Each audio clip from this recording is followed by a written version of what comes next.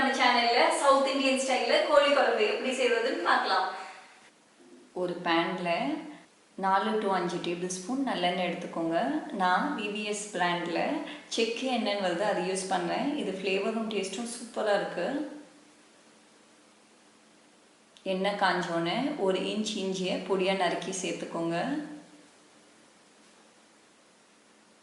4 பல்லு பூண்டை பொடியாக நறுக்கி சேர்த்துக்கோங்க. இந்த மாதிரி நம்ம தனியாக இஞ்சியும் பூண்டியும் சேர்த்து வதக்கும் போது அது அந்த கோழி குழம்போட வாசனையும் டேஸ்ட்டையும் இன்னும் சூப்பராக ஹைலைட் பண்ணும்.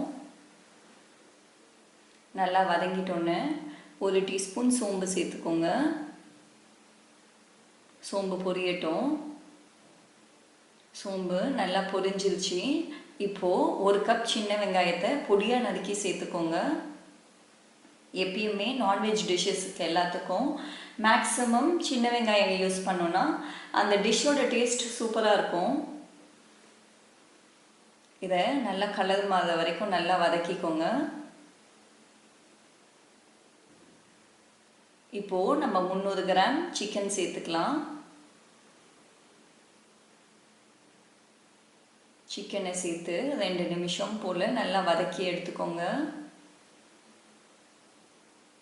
1 டீஸ்பூன் மஞ்சள் தூள் சேர்த்துக்கோங்க.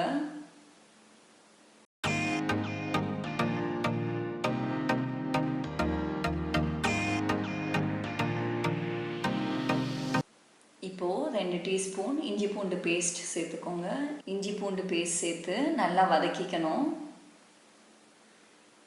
ஒரு 2 to 3 நிமிஷம் வரைக்கும் நல்லா வதக்கிட்டு 1 டீஸ்பூன் சீரகத்தூள் சேர்த்துக்கோங்க. 1 டீஸ்பூன் மல்லித்தூள் சேர்த்துக்கோங்க. 1 டீஸ்பூன் கரம் மசாலா சேர்த்துக்கோங்க. 1 டீஸ்பூன் மிளகுத்தூள் சேர்த்துக்கோங்க. 2 டீஸ்பூன் சில்லி பவுடர் சேர்த்துக்கோங்க.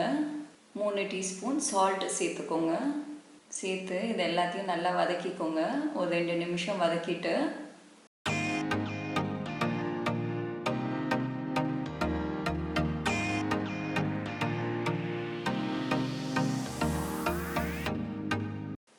ஒன்றரை கப் தேங்காய் பால் சேர்த்துக்கோங்க. சேர்த்து நல்லா மிக்ஸ் பண்ணி விட்டுக்கோங்க.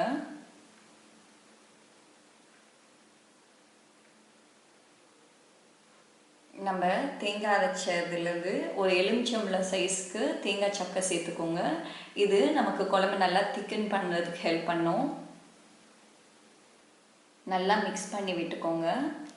கோழி குழம்பு மீடியம் ஃப்ளேமில் வச்சு குக் பண்ணுங்கள். ஸ்லோ குக் ஆனால் தான் நமக்கு நல்லா டேஸ்ட்டாக இருக்கும். தண்ணி சேர்த்துக்கலாம். 1/2 கப் to 3/4 கப் சேர்த்துக்கோங்க. சேர்த்து இது நல்லா மீடியம் ஃப்ளேமில் குக் ஆகட்டும். எப்படியும் ஒரு 30 மினிட்ஸ் போல் நமக்கு குக் ஆகணும். ஒரு ஸ்டேஜில் நம்ம குழம்புலேருந்து எண்ணெய் பிரிஞ்சு வர ஆரம்பிக்கும். அப்போனா நமக்கு கோழி குழம்பு ரெடி ஆகிடுச்சின்னு அர்த்தம். மேலே ஃபைனாக சாப் பண்ண கொத்தமல்லி சேர்த்து நல்லா மிக்ஸ் பண்ணி இறக்கிக்கலாம். இது நல்லா ஃப்ளேவரை என்ஹான்ஸ் பண்ணும்.